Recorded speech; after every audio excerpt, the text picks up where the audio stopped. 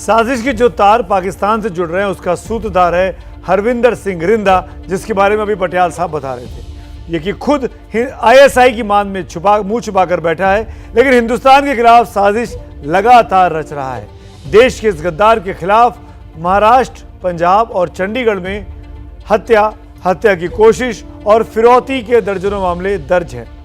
खुफिया एजेंसियों को जानकारी मिली है कि आईएसआई की मदद से वो अब लाहौर में रहता है, लेकिन भारत में अब भी रिंदा के कई गुर्गे हैं जो उसके इशारे पर वारदात को अंजाम देते हैं।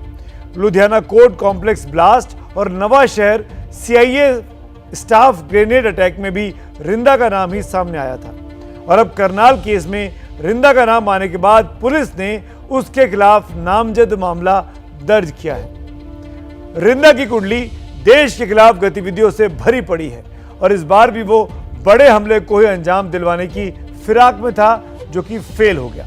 लेकिन खतरा अभी पूरी तरीके से टला नहीं है, क्योंकि भारत को नुकसान पहुंचाने के लिए पाकिस्तान नए नए पैतरे इस्तेमाल लगातार कर रहा है।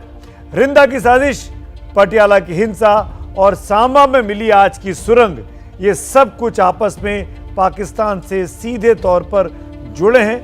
आतंकी वारदातों को अंजाम देने के तमाम निशान दिखाई देते हैं। देखिए मेरे सहयोगी ओम प्रकाश तिवारी की ये रिपोर्ट।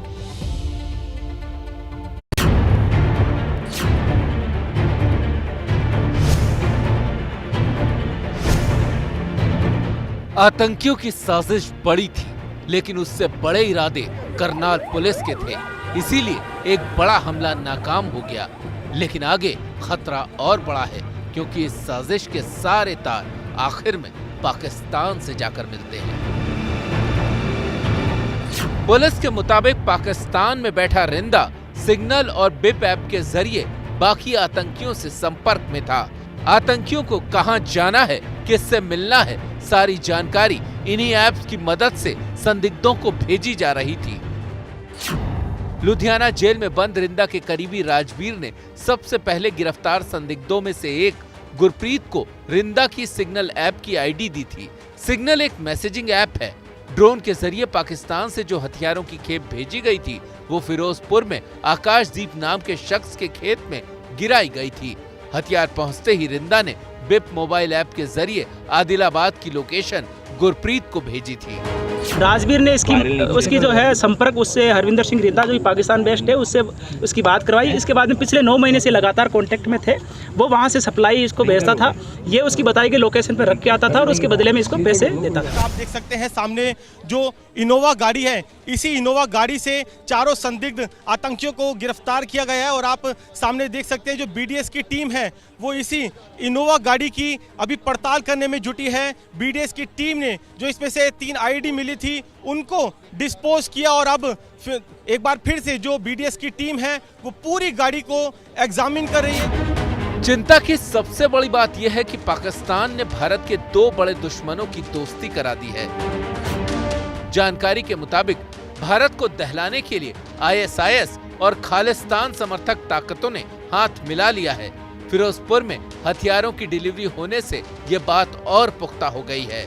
मुमकिन है कि रिंदा और आईएसआईएस साथ मिलकर काम कर रहे हों। और ये इत्तेफाक कहिए या कुछ और कि कुछ दिन पहले ही पटियाला में जो 2 समुदायों के बीच हिंसा हुई थी, उसमें भी खालिस्तान का जिक्र आया था।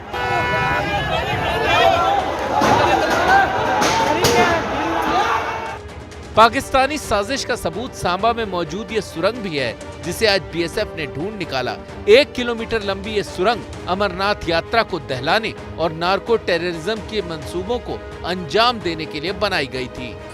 बीएसएफ को आरंभिक जांच के दौरान पता चला है कि ये सुरंग पाकिस्तानी सीमा में पाकिस्तानी फौज की चौकी चमन खुर्द फियाज के पास से शुरू होती है, जो भारतीय सीमा से लगभग 900 मीटर की दूरी पर है।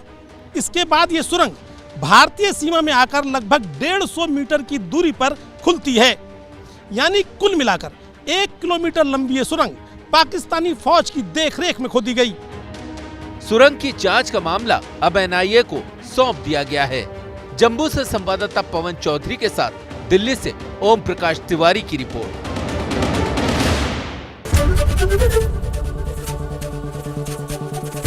Thank you. एबीपी न्यूज आपको रखे आगे।